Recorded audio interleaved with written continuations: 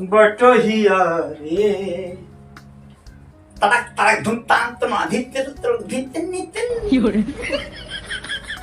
Good morning, आप लोगों का रियल रिपोर्टर न्यूज पे पुनः एक बार स्वागत करता हूं और बताना चाहता हूं कि केजरीवाल चुनाव हार गए हैं। दिल्ली की जनता उनसे शायद आज ही जा गई थी, ऐसा लोग कयास लगा रहे हैं।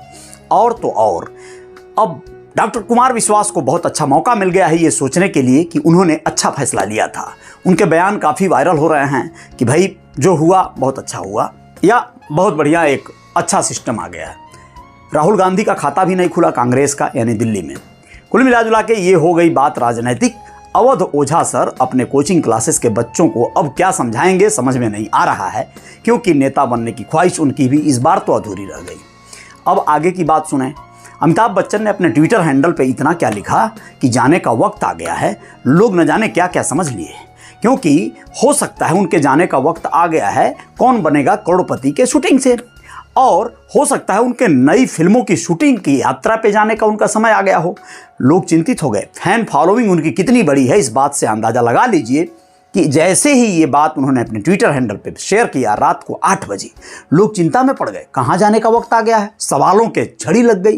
लेकिन ऐसे में कुछ लोगों ने कहा इतना भद्दा मजाक न किया कीजिए महाराज, ऐसा मत करिए, ऐसी बात न करिए। 82 साल के हो गए हैं भैया, कुछ बोल नहीं सकते।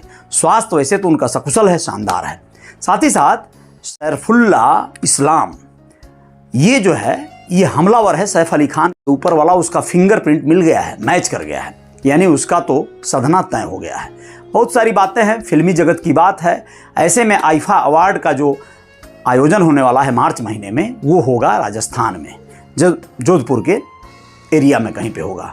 बहुत बड़ा सेमिनार है, 1.5 लाख तक के टिकट बिकेंगे इसमें। 2000 से 1.5 लाख तक के बीच के अलग अलग रेट के टिकट बिकेंगे।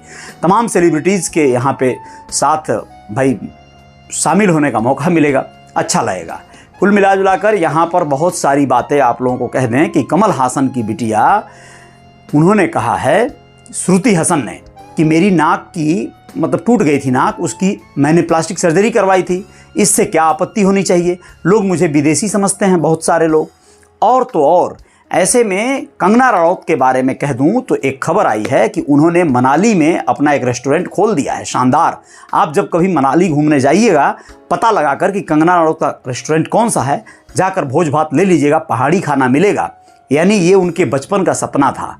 मनाली में एक शानदार सुंदर रेस्टोरेंट उन्होंने डाल दिया है, बहुत अच्छा शुभ मुहूर्त में डाल दिया है। वैसे उनकी फिल्म का हाल क्या रहा आप लोग जान लीजिएगा, ये बताने की ज़रूरत नहीं है।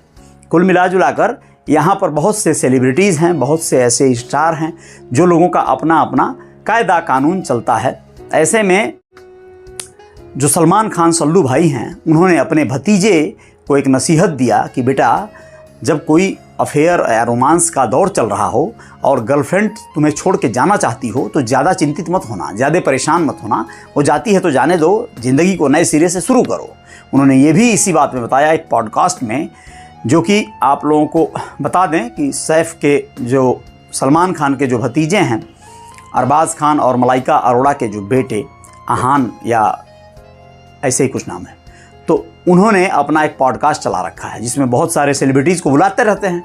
उसमें उन्होंने सलमान खान से पूछा उनके करियर के बारे में। सलमान खान ने ये बताया कि बेटे देखो, तुम्हारे दादाजी यानी सलीम खान ने वैसे तो मुझे कहा था कि तुम्हें तो फिल्में बहुत ज़्यादा नहीं मिल पाएंगी, लेकिन उन्होंने जो जो बातें पूछा था कि तुम क्या वकील बन सकते हो, क्या पुलिस वाले बन सकते हो, क्या एंग्री यंग मैन बन सकते हो, या तुम रोमांटिक हीरो बन सकते हो, तमाम बातों पे प्रश्न चिन्ह लगा दिया था और अब मैं वो सब बन के दिखाया।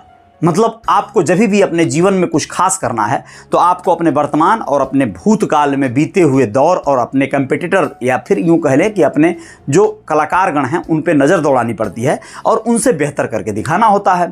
उन्होंने उसे नसीहत दिया कि देखो, आज के दौर में जहाँ पे टाइगर श्रॉफ हैं और वरुण धवन हैं, ऐसे तमाम हीरो हैं, ऐसे में अगर किसी को बेहतर परफॉर्म करना है या अपने आप को प्रूफ करना है इंडस्ट्री में, तो जाहिर सी बात है कि जो ये लोग कर रहे हैं इससे कुछ हटके करना पड़ेगा, कुछ बड़ा करना पड़ेगा, कुछ खास करना पड़ेगा। ये सारी बातें रहीं, लेकिन फिल्म इंडस्ट्री में तमाम बातें तो होती ही रहती हैं। ऐसे में तमाम लोग हैं जो फिल्म इंडस्ट्री के तमाम हिस्सा बनते हैं, किस्सा बनते हैं, कहानियाँ यहाँ बनती रहती हैं। देश के अलग अलग पटल पे अलग अलग तरह के चर्चाएं चलती रहती हैं। रियल रिपोर्टर न्यूज़ पे भी इस तरह की चर्चाएं चलती रहेंगी। आप लोग बने रहिएगा हमारे साथ। और बहुत सारे जगहों पर अगर बात कर लें पॉलिटिकल, तो अयोध्या का मिल्कीपुर विधानसभा भी अपने आप में एक किस्सा है, जहां पर अवधेश प्रसाद जी जो कि सांसद हैं, उनके बेटे ने, जो वहां सपा के प्रत्याशी थे, चुनाव हार गए हैं और वहां पर भाजपा काबिज हो गई है। भाजपा की वजह से लहर आती दिख रही है, लोग पसंद कर रहे हैं, ऐसा लोग कह रहे हैं। लेकिन जो विपक्षी पार्टियां हैं वो अभी भी यही बात कह रही हैं कि भाई पावर में रहने का कुछ तो बेनिफिट उठाओगे। योगी जी पे खूब जमकर कयास और खूब तंज कसा अखिलेश यादव ने। उन्होंने कहा कि जितना शासन सत्ता का आपने दुरुपयोग कर लिया, करके जीत लिए, ये बात अलग है, लेकिन इसका परिणाम बाद में अधिकारियों को भुगतना पड़ेगा। अधिकारियों को धौंस देते हुए उन्होंने कहा कि उनकी पेंशन और उनकी सैलरी जब नहीं मिलेगी तो यही समाज और उनके परिवार के लोग उन पर हंसेंगे, जिन अधिकारियों ने इस चुनाव में बहुत सारी भद्दगी किया है, बहुत सारा पक्षपात किया है और घपलेबाजी करवाया है। अब आपको बताएं कि यहाँ पर मिल्कीपुर विधानसभा की जब बात ही चली है, तो ये बता दें कि अवधेश प्रसाद पे तमाम आरोप लग रहे हैं। उन पे आरोप लग रहा है कि ये पूरे टाइम रोते रह गए, ये बस रो रो के अपना सिंपैथी बटोरने के चक्कर में थे। और अवधेश प्रसाद कह रहे हैं कि यहाँ पर घपलेबाजी करके ये चुनाव जीता गया, जबकि 60,000 से ज़्यादा वोटों से भाजपा प्रत्याशी वहाँ पर जीते हैं। 60,000 वोटों की घपलेबाजी करना आसान काम तो नहीं है, लेकिन जहाँ पर केजरीवाल का जो हाल हुआ, सोचिए, सीधे जो 67 की संख्या हुआ करती थी विधानसभा में, अब वो घटकर 22 पे आ गई। और जहां पर भारतीय जनता पार्टी मात्र 8 सीटों पर सिमट गई थी, वो 48 पे चली गई। 40 सीटों का इजाफा हुआ है। गजब का बात है, गजब का खेल है पॉलिटिकल या फिल्मी दुनिया। ये लवरेज लगा रहेगा। आप लोग बने रहिएगा हमारे साथ, हम आएंगे और कुछ खास खबरों के साथ। जय जयकार जारी रहेगी। नमस्ते, धन्यवाद, गुड मॉर्निंग।